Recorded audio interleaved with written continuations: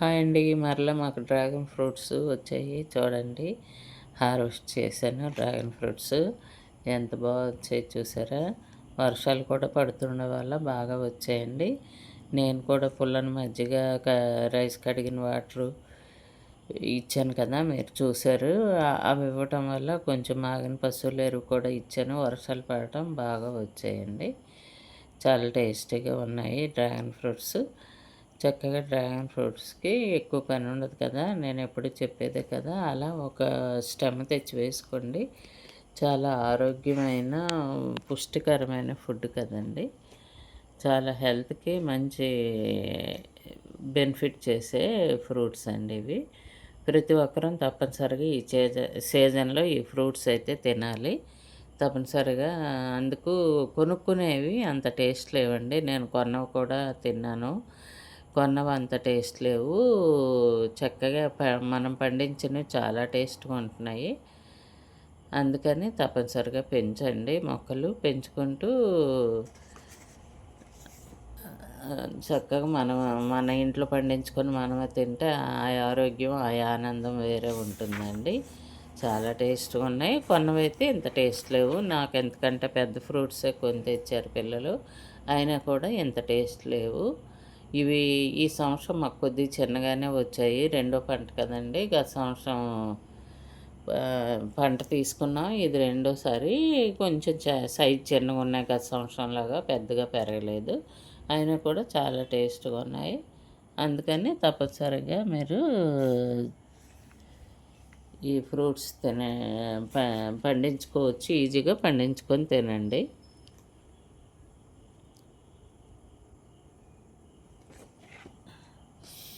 అగోండి చూడండి.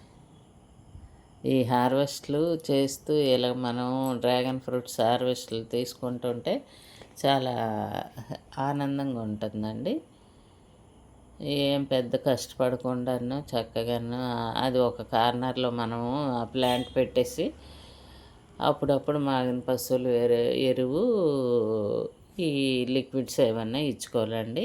Egg oil అని ఇస్తానండి. 2 ఎగ్స్ కొద్దిగా ఒక 100 గ్రాముల ఆయిలు నేను మిక్సీ చేసి ఆళ్ళకి కూడా ఎగ్ ఆయిల్ కూడా నేనే ఇస్తాను. అది కూడా చాలా బాగా పనిచేస్తదండి. నేను కొన్ని లిక్విడ్స్ కూడా నువ్వులు, ఆవాలు, నువ్వుల పిండి అలాంటివి కూడా అప్పుడప్పుడు నేను వీటికి పర్మెట్ చేసి ఓ 3 డేస్ పర్మెట్ చేసి ఆ వాటర్ కూడా ఇచ్చాను.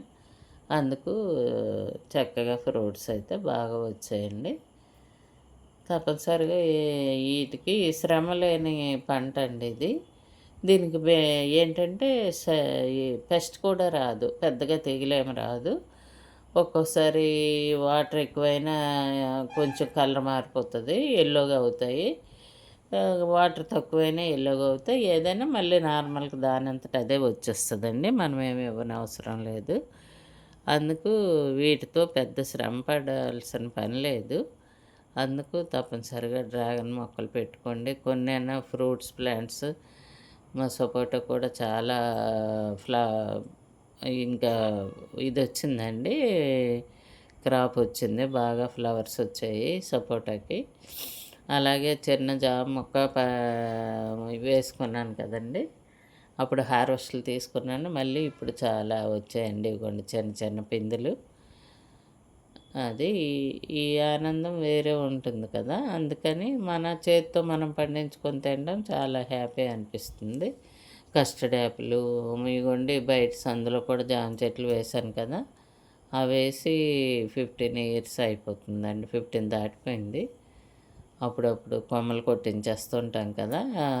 కొట్టిస్తూ అలా మళ్ళీ ఇప్పుడు క్రాప్ వచ్చింది. చక్కగాను జ గువ్వ ఫ్రూట్సు, కస్టర్డ్ యాపిలు అన్నీను మేము ఫ్రూట్స్ పండించుకొని టిఫిన్ తిన్నాక అలాగూ చక్కగా అవి తెచ్చుకొని తింటూ హ్యాపీగా ఉంటుంది కదా! అలాగూ ప్లేస్ ఉంటే బయటని ఫ్రూట్స్ ప్లాంట్స్ పెడితే ఇంకా బాగా వస్తాయండి. మాకు సందులో కొన్ని మాత్రమే ఉన్నాయి. కస్టర్డ్ యాపిలును, గువా ఫ్రూట్స్ మొక్కలు వేశాను. అరటి మొక్కలు వేశాను. మిద్దె తోటలో అయితే దానిమ్మ ఉంది, సపోటా ఉంది, అంజీరా ఉంది.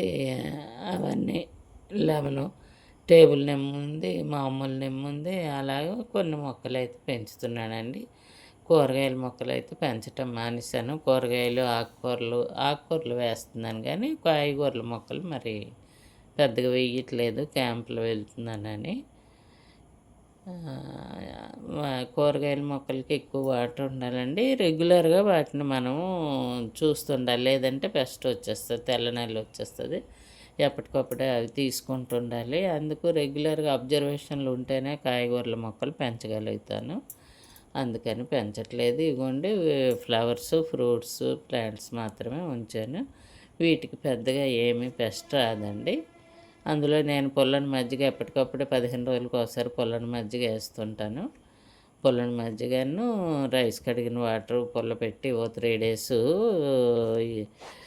3 డేస్ ఉంచేసి పర్మిట్ చేసి అది ఇస్తాను కదా! అందుకని పెద్దగా పెస్ట్ అయితే రాదు. ఇగోండి చూడండి సపోటా ఎంత ఫ్లవరింగ్ వచ్చిందో, చాలా ఎక్కువ వచ్చిందండి.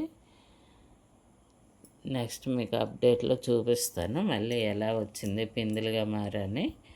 బాయ్ అండి. మా వీడియో నచ్చితే లైక్ చేయండి, సబ్స్క్రైబ్ చేసుకోండి కొత్తగా